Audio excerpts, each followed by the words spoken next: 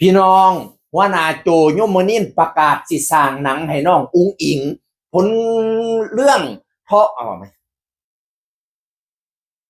พี่น้องหัวหน้าโจยมนินทร์ประกาศสิสร้างหนังให้น้องอุ๋งอิงเป็นชีวิตน้องอุ๋งอิงเรื่องหอบฝันพี่น้องเอ๋ยก่อนหน้านี้เฮ็ดเพลงเนาะผลงานเพลงหอบฝันมาหลังห้านเป็นชีวิตน้องอุ๋งอิงโอ้ยสร้างกระแสดังเป็นตะนายตัวเอฟซีน้องอุ๋งอิงแตกโคบยอดไล่ยอดแช่กันแตกโคบเพราะว่าน้องอุ๋งอิงเราเป็นตาหักพี่น้องมีแต่คนหักหุ่มลุ่มหักลุ่มหอมเล่าพากันกดไล่กดแช่ให้เฮ็ดให้เราปังดังเป็นโดดเด่นเป็นสง่าขึ้นมาในอันท่ามกลางของคณะสาวน้อยเพชรบันแพงพี่น้องเอ๋ยหลายคนมาเบิ่งสาวน้อยบ้านเพชรบันแพงบอกว่าอยากมาเบิ่งน้องอุ๋งอิงนี่ก็หลายดิพี่น้องตอนที่นี่บอสโจแล้วก็มีความคิดอยากสร้างหนังไทยพะนะว่า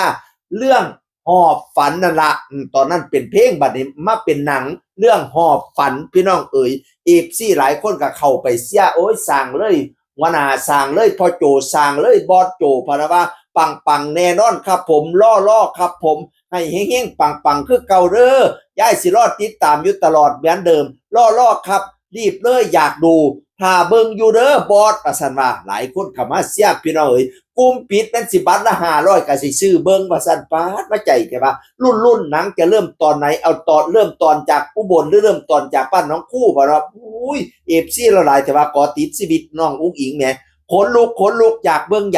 พะนะว่านั่นน่ะทำให้ยิ่งใหญ่ไปเลยพะนะว่าน่ะหนังเกี่ยวกับชีวิตอีหลาอุ๋งอิงสิต้องดังได้เป็นพันล้านจริงๆค่ะบอสโจ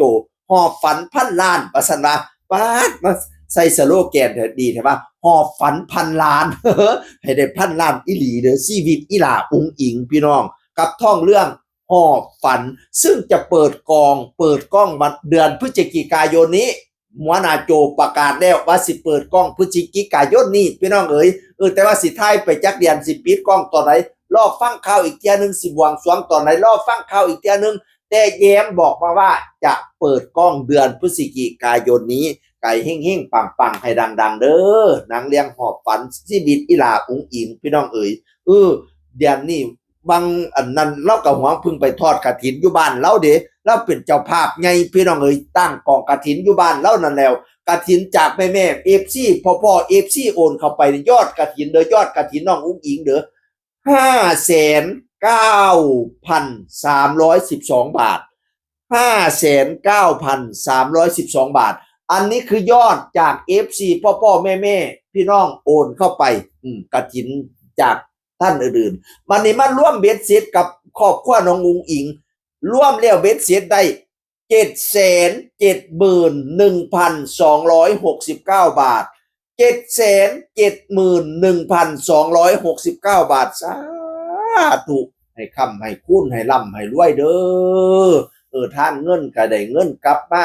นอนหลับให้ได้เงินหมื่นนอนตื่นให้ได้เงินแสนยางแกงแขนให้ได้เงินล้านออกจากบ้านให้ลมคุ้มเงินคุ้มค่ำเงินแสนให้ตกอยู่กลางบ้านเงินล้านให้ตกอยู่กลางเฮียนเด้อกินหอดเงินให้ไหลก็กองกินหอดท้องให้ไหลมาเข้าเต็มกระเป๋าอึ้งตึงกินอย่าให้บกโจกอย่าให้ลงอย่าได้บกเป็นหาดอย่าได้ขาดเป็นว่ำลำรวยงัวควายเต็มล้นตารางเฮียนเด้อผลพลาในสงจากกันเฮ็ดบุญกฐินให้หนังเลี้ยงหอบฝันปังดังพร้อมอีหลาเอ๋ยชีวิตเป็นชีวิตน้องอุ๋งอิงเลี้ยงหอบฝันเสียงอื่นคนเก่าเว้าสู่ฟังสวัสดีครับ